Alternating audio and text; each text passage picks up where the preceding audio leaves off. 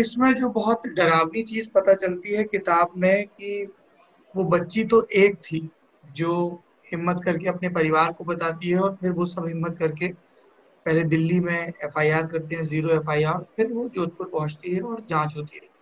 लेकिन अपनी जांच के क्रम में आपको ऐसी कई बच्चियां मिली जो आसाराम के आतंक के चलते सामने नहीं आ रही थी, फिर सामने आई, लेकिन फाइनली उन्होंने डिपोज नहीं किया।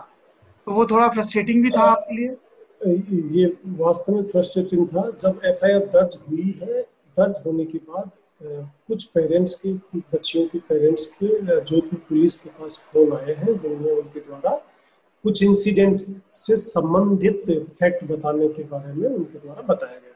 और जब जोधपुर पुलिस उनके एविडेंस लेने के लिए उनके घरों तक पहुंचती है तो देखते हैं कि उनके घरों पर उससे बच्ची से कभी पुलिस को मिलने नहीं दिया गया, पेरेंट्स के द्वारा डिनाई कर दिया गया, और उन घरों पर किसी न किसी रूप में आसाराम के सपोर्टर्स उन घरों पे पाए गए।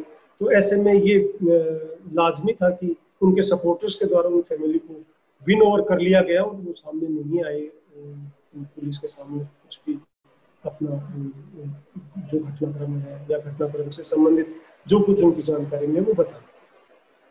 पर ये बात तो है ही कि रेपिस्ट आसाराम के शिकार और भी कई कई बच्चियां इसके गुरुकुल में पढ़ने वाली अलग अलग रही होंगी, जिस तरीके से लगता है प्राइमा फेसिया।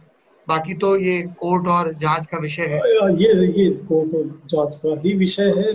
जहाँ कहीं अगर ऐसा कोई इंसिडेंट हुआ है तो वो संबंधित जब तक हाँ वो सामने कर नहीं सकती आएगा है, लेकिन जब तक ये चीज सामने नहीं आती ऐसा तब तक वो कंक्लूसिव ढंग से नहीं कहा जा सकता है।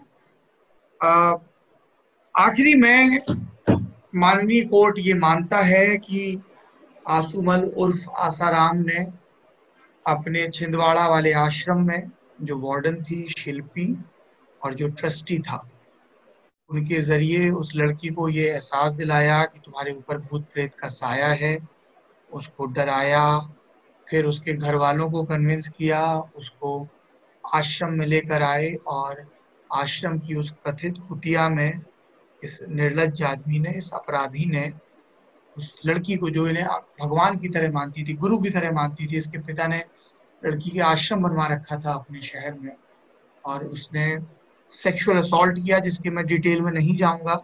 जब आप इस किताब में कोर्ट का वर्डिक्ट पढ़ेंगे तो आपको वो डिटेल मिल जाएंगे, वो बहुत घिनौने हैं, उनको अलग से बताने की जरूरत नहीं है।